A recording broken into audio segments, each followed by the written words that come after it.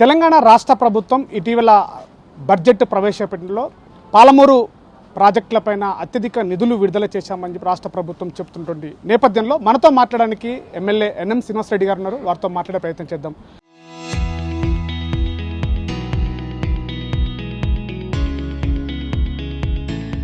Sir చెప్పండి, రాష్ట్ర బడ్జెట్లో పాలమూరు ప్రాజెక్టుకి గతంలో కంటే ఎక్కువ నిధులు కేటాయించామని చెప్పి చెప్తున్నారు. అసలు ఏంటి ఈ నిధులు? గతంలో 10 సంవత్సరాలు బీఆర్ఎస్ ప్రభుత్వం పాలమూరు ప్రాజెక్టును నిర్లక్ష్యం చేసిన విషయం అందరికీ తెలుసు. పనికిరాని కాళేశ్వరానికి 1,00,000 కోట్ల రూపాయలు ఇచ్చి ఆగమేఘాల మీద పూర్తి చేసే ప్రయత్నం చేసింది. కానీ ఇక్కడ పెండింగ్ ప్రాజెక్టులను చతికిలబడేసి బడ్జెట్ సపోర్ట్ లేకుండా ఫండ్స్ ఇవ్వకుండా 10 ఏళ్ళు కాలయాపన చేసింది. అలాగే పాలమూరు రంగారెడ్డి ప్రాజెక్టు కూడా దాని డిజైన్లు మార్చి ప్లేస్ను మార్చి గందరగోళంలో పడేసి ఎన్విరాన్మెంట్ క్లియరెన్సులు రాక ఇంటర్ స్టేట్ డిస్ప్యూట్లు చేసి పాలమూరుకు ద్రోహం చేసిన చరిత్ర ఈరోజు అందరూ గుర్తు తెచ్చుకుంటా ఉన్నారు. కానీ కాంగ్రెస్ ప్రభుత్వం వచ్చిన తర్వాత ఎట్టి పరిస్థితుల్లో పాలమూరు రంగారెడ్డి పథకాన్ని ముందుకు తీసుకుపోవాలి, ఆ ప్రాజెక్టును పూర్తి చేయాలని దాంట్లో ఉన్న బాటిల్ నెక్స్ అన్నింటినీ వెతికి పట్టుకొని క్లియర్ చేస్తూ ఉంది. ముఖ్యంగా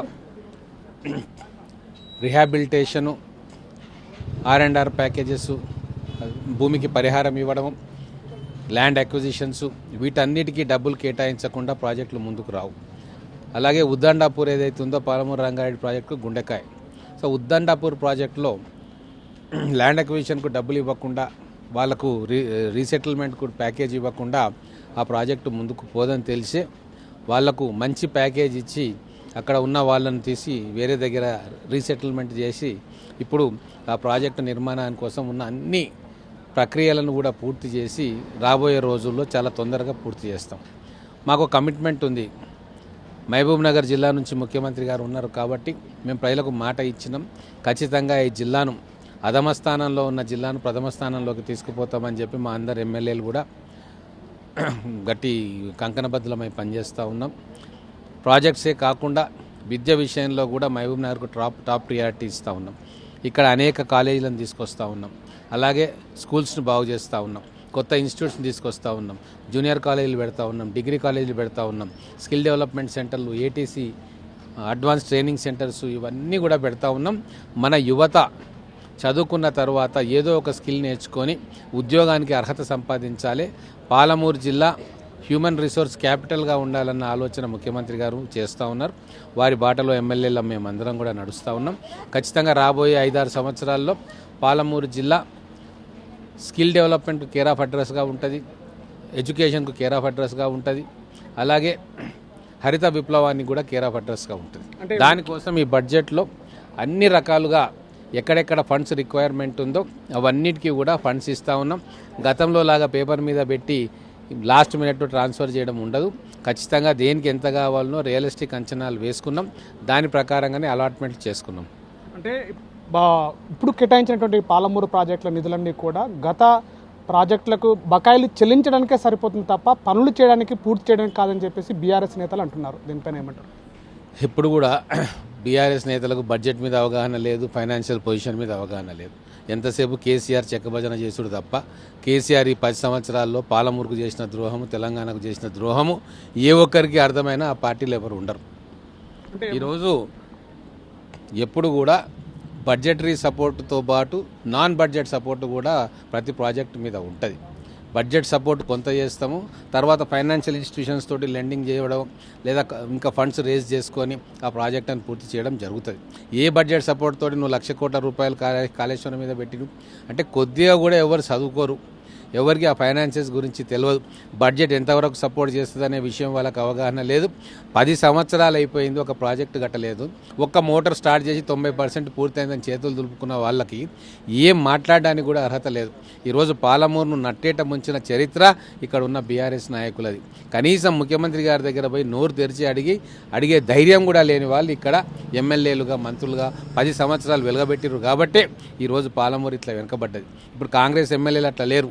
ఏ విషయమైనా ముఖ్యమంత్రి గారి దగ్గరికి నేరుగా వెళ్ళి సమస్యలను చెప్పుకునే వెసులుబాటు, అవకాశం మాకుంది కాబట్టి ఈరోజు ఇంత పెద్ద ఎత్తున నిధులు పాలమూరుకు అన్ని నియోజకవర్గాలకు వస్తూ ఉన్నాయి. అంటే ఒకటి ఇప్పుడు పాలమూరు ఉన్నటువంటి ప్రాజెక్టులకు నిధులకు ఇప్పటికే నిధులు తక్కువైపోయినాయి బీఆర్ఎస్ నేతలు అంటుంటే, మరోవైపు కూడా కొడంగల్ లిఫ్ట్ ఇరిగేషన్ అనేది కొత్తగా చేర్చారు. ఎందుకు దాన్ని చేర్చారు అనేటువంటిది ఒక చర్చ కొనసాగుతుంది. దీనిపైన ఏమంటారు? ఎందుకు చేర్చారు అంటే కొడంగల్ తెలంగాణలో భాగం కాదా? కొడంగల్, మక్తల్, నారాయణపేట, దేవరకద్ర, మహబూబ్నగర్ ప్రాంతాలకు నీళ్లు రావద్దా? నీళ్ళు ఎంతసేపు గతంలో కల్వకుర్తి ఉన్న ప్రాంతానికి, గతంలో ఆర్డీఎస్ ఉన్న ప్రాంతానికి నీళ్లు రావాలన్నా? అట్లా కాదు కదా. జిల్లాలో ఎక్కువ భాగం రెయిన్ షాడో ఏరియాలో ఉంటుంది. అత్యల్ప వర్షపాతం నమోదయ్యేది పశ్చిమ మహబూబ్ నగర్ జిల్లా. కరువు కాటకాలతోటి ఇన్ని సంవత్సరాలు బాధపడ్డది. ఈరోజు వలసలు కూడా ఎక్కువ వెళ్ళేది నారాయణపేట, కొడంగల్, మక్తల్ ప్రాంతమే. కాబట్టే పాలమూరు, రంగారెడ్డి నుంచి నీళ్లు రావు అక్కడికి. ఎందుకంటే మొత్తం డిజైన్ మార్చేసిరు కదా. జూరాల నుంచి వచ్చే పాలమూరు, రంగారెడ్డి ప్రాజెక్టు మొదలుపెట్టుంటే ఈ పాటికి కొడంగల్, మక్తల్, నారాయణపేట సస్యశ్యామలం అవుతుండే. కానీ ఆ పని చేయలే. కాసుల కోసము, కకృతి కోసము, కమిషన్ల కోసము దాన్ని తీసుకుపోయి శ్రీశైలం బ్యాక్ వాటర్లో పెట్టింది. ఆ మోసము, ఆ దగా చేసినందుకు కాబట్టి ఈరోజు కొడంగల్ ఎత్తిపోతల పథకాన్ని మొదలుపెట్టి త్వరితగతిన పూర్తి చేస్తేనే అది పాలమూరు ఎక్స్టెన్షన్ అవుతుంది. మొదలు original Palamuru Rangareddy lift irrigation scheme గదే. దాన్ని కింది మీదకి చేసి కక్కుర్తి పడి కాంట్రాక్టర్లతో కుమ్మక్కు అయిపోయి ఈరోజు తెలంగాణ నట్టేట ముంచింది. కాబట్టి వాటిని సరిచేసే కార్యక్రమం ఏదైతే పాలమూరు రంగారెడ్డి ఇప్పుడున్న ఆయకట్టుకు ఇప్పుడున్న ఏదైతే ఆలోచన చేస్తుందో దానికి ఉద్దండాపూర్ వరకు కంప్లీట్ చేయడము, తర్వాత పశ్చిమ మహబూబ్ నగర్కి దానికి ఇంకో ప్రాజెక్టు ద్వారా నీళ్ళు ఇవ్వడం అనేది వివేకవంతులు చేసే పని. ఆ పనిని మేము చేస్తూ ఉన్నాం.